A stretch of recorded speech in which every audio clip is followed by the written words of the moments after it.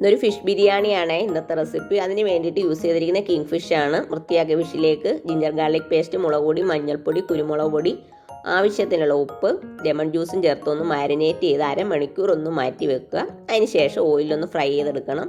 ഓവറായിട്ട് ഫ്രൈ ചെയ്യരുത്. ഒരു പാനിലേക്ക് ഓയിലെടുക്കുക. അതിലേക്ക് ഉള്ളി ഒന്ന് വഴറ്റിയെടുക്കണം. ഉപ്പും മഞ്ഞൾപ്പൊടി ആഡ് ചെയ്യുക. ഉള്ളി ഒന്ന് നന്നായി വാടി വരുന്ന സമയത്ത് ഇഞ്ചിയും വെളുത്തുള്ളിയും പച്ചമുളക് അരച്ച് ആഡ് ചെയ്യുക. അതൊന്ന് വാടി കഴിയുമ്പോഴേക്കും തക്കാളി ആഡ് ചെയ്യണം.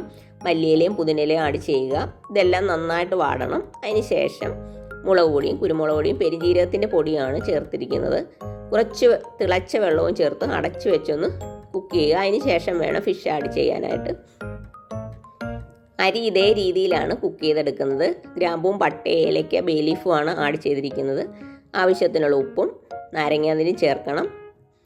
ഇനി ഇതൊന്ന് നമുക്ക് ദം ചെയ്തെടുക്കണം. മസാല ഇതേ രീതിയിൽ എടുക്കുക. അതിന് മുകളിലേക്ക് വേവിച്ച് വെച്ചിരിക്കുന്ന ആ റൈസ് ഒന്ന് ഇട്ട് കൊടുക്കണം. ആവശ്യത്തിനുള്ള നെയ്യും ഒന്ന് സ്പ്രെഡ് ചെയ്ത് കൊടുക്കേണ്ടതാണ്. കുറച്ച് ഗരം മസാല ഒന്ന് സ്പ്രെഡ് ചെയ്ത് കൊടുക്കാം. മല്ലിയില, പുതിനയില, കാഷ്യൂവും റൈസിൻസും ആണ് ആഡ് ചെയ്തിരിക്കുന്നത്. ഉള്ളി വറുത്തതാണ്. പൈനാപ്പിൾ എസൻസ് വേണമെങ്കിൽ ഒന്ന് ആഡ് ചെയ്ത് കൊടുക്കാവുന്നതാണ്. ആവശ്യത്തിനുള്ള നെയ്യ് ഒന്ന് സ്പ്രെഡ് ചെയ്യുക. എന്നിട്ട് ചെറിയ തീയിലൊന്ന് ദം ചെയ്തെടുക്കേണ്ടതാണ്. ഓക്കേ.